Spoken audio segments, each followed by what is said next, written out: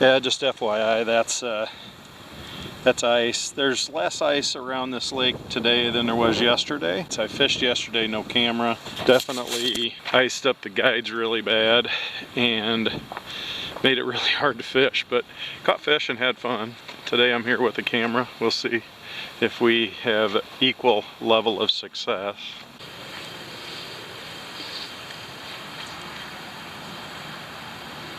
Well, he came off.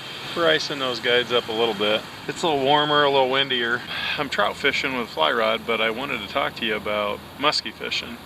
So if the title is confusing, that's why. It's fall, all the leaves are falling off, and that's when your brain gets going on the muskies. Not that that's always when we have our best luck, but sometimes the big girls come unlocked that time of year. Yeah, I've been fishing muskies for a long time, but not everybody that is watching this has fished them for very long. And a lot of times people are trying to get started. They just want a couple of baits. They don't want to break the bank. Not sure if they're going to love it.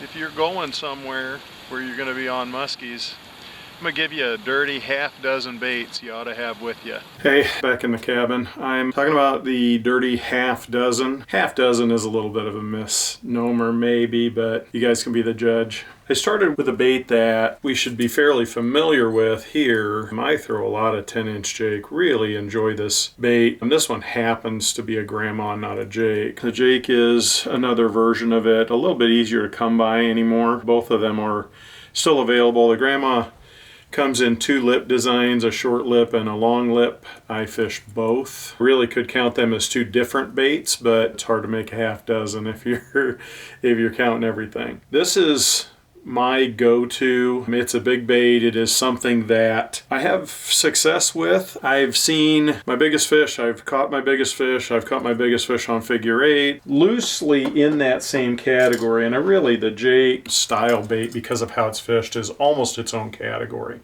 because it's a little bit of a hybrid between a glide bait and a crankbait. Certainly it can be cast and just straight retrieved or trolled. I like the versatility. I like a bait that is multiple. It's hard to fish around really heavy weed growth, which is why I like the short lip, because when I am fishing around heavy growth, if there's enough room on top, I'd like to be above it. If I'm fishing those weed edges and I want to get down, then I run a full lip. This is a Dana crankbait. These are very difficult to get a hold of anymore, but boy, the staple kind of in the 90s and early 2000s. It's a cast and straight retrieve. You don't do much manipulating that bait. That particular one is my own paint job. Surprisingly, catch a decent number of largemouth on those as well. You guys catch walleyes and other big fish on them, but this is a Bagley DB06. This is your glide bait. So what you're looking at here is an Amabama. I don't even know if a guy can get an Amabama anymore, but there are a number of glide baits. A Hellhound is very much the same type of deal. This is a Sledge, a Fudali Reef Hog, a Eddie bait, a Smitty bait. There's a number of options in a glider style bait. These, when you retrieve them, they're retrieved with sharp jerks, and when you retrieve it, it's running in that manner. This is a bigger, slower glide, but it travels further. But it's alternating left, right, left, right. You're getting a bait that shows its side to the following fish quite a bit. Sticking with the jerk bait theme, next one in my dirty half-dozen was a Suick. And I fished the 10-inch Suick.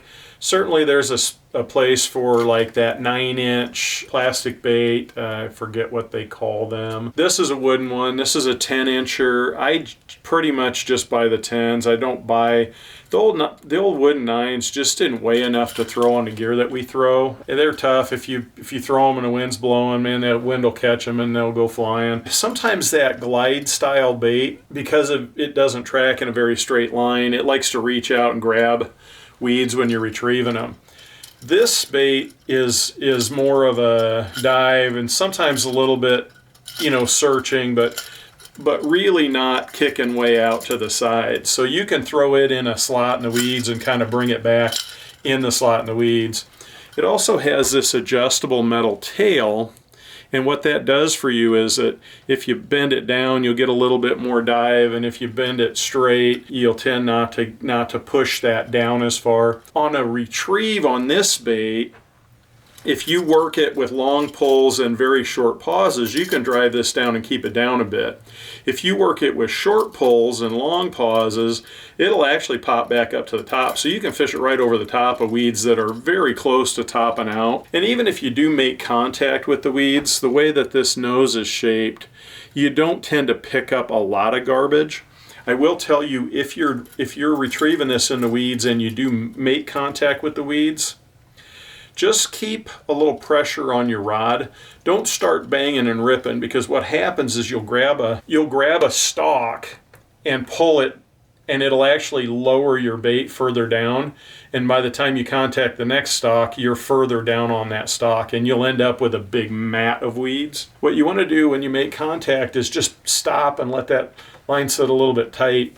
And a lot of times that bait will kind of pull through it, and then all of a sudden when it comes free, it'll pop up to the top. If you're fishing away from weeds and you want to run a dive rise style jerkbait, this is a Wade's Wobbler. It looks a little bit like a piece of window molding, if you can see, and it's probably not far from that. When it's coming in, it really hunts around a pretty good amount, and even if you just straight retrieve it, it's got a nice little waggle.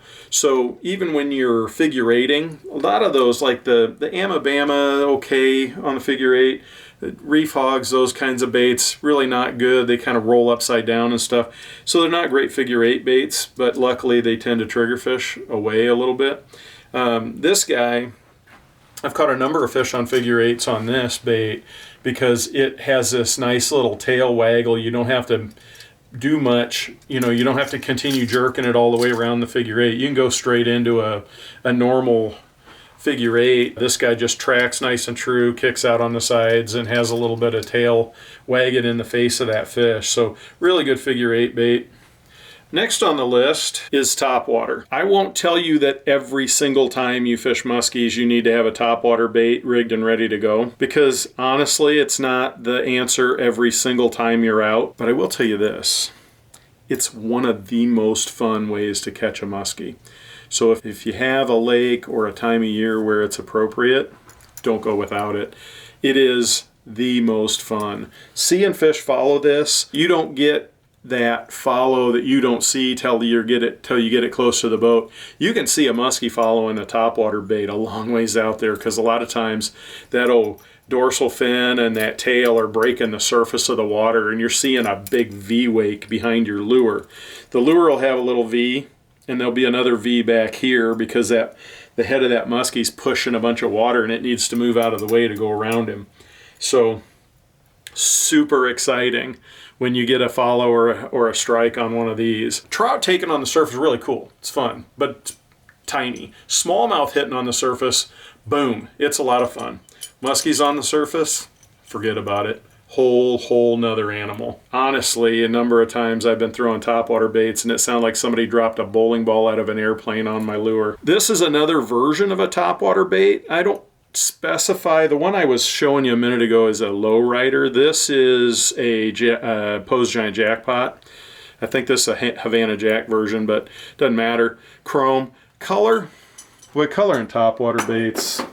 I don't know. If you believe that you want max visibility, go black. The black ones are, fish are looking up against a light colored background, so a dark colored bait is going to be most apparent to the fish. But they're hitting the action. They're really not hitting the color. I do tend to like baits that have a light-dark contrast when you have a rotational piece like this.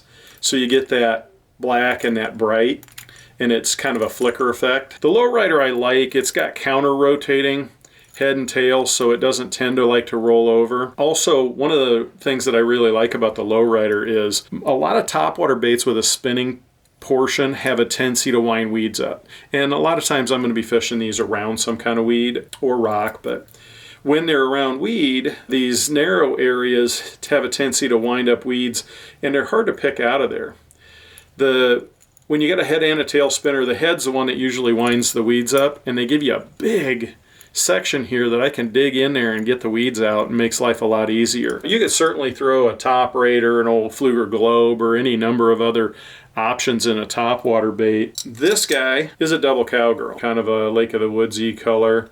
Black, chartreusey, shiny, whatever. The thing with the cowgirl, when I started, bucktails were small. Actually, there was a big fad going around of really tiny bucktails that ran super fast, like a Fudali's Muskie Candy and various other manufacturers. They were heavy and you could run them light speed, and it was a good trigger.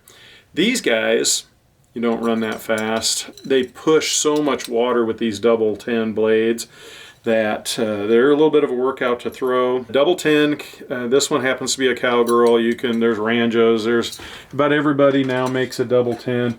There's an awful lot of Me Too in the fishing industry. So the alternative to the double 10, or really any big treble hook bucktail bait, this is a Rad Dog spinner bait. You can talk about Pearson's grinders, you can talk about Reed runners, there's Ace tandems, there's a lot of variants on it, but it's a single hook bait or double single that has a wire form, and the way that tracks through weeds, it's less likely to pick them up. So if you are fishing around weeds, actually Joe Bucher's got one called a Slop Master, and that goes through weeds as well as just about any kind I've seen. My biggest tiger ever was on a Joe Bucher Slop Master spinner, 44.5-inch tiger, nice fish. My last entry into the dirty half dozen, which is about 15 baits now, but we're pretending that's not true, is soft plastic. I don't honestly throw these a whole lot.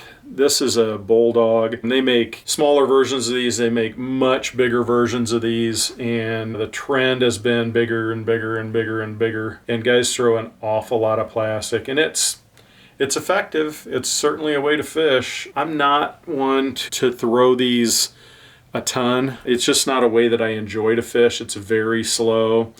Yeah, I mean, you can fish them kind of fast, but it's essentially jigging for muskies, and I don't know, it's not on the top of my list. Tremendously effective and something that you absolutely should have in your arsenal. I have quite a few. I've got the Bulldogs, I've got Medusas, I've got Bondi baits, I've got a number of options in a plastic. Thank you guys for joining us today. I'm glad that we were able to get a little bit of musky content out for you. I know that wasn't probably the fishing video that you were hoping for. It's a Friday version of an extended Tip Tuesday, tips to make you dangerous. Hopefully it's helpful to you, especially if you're trying to start your muskie collection. I won't tell you how many baits I've got, but it's kind of stupid. But I've been doing it a long time, and we will talk to you later.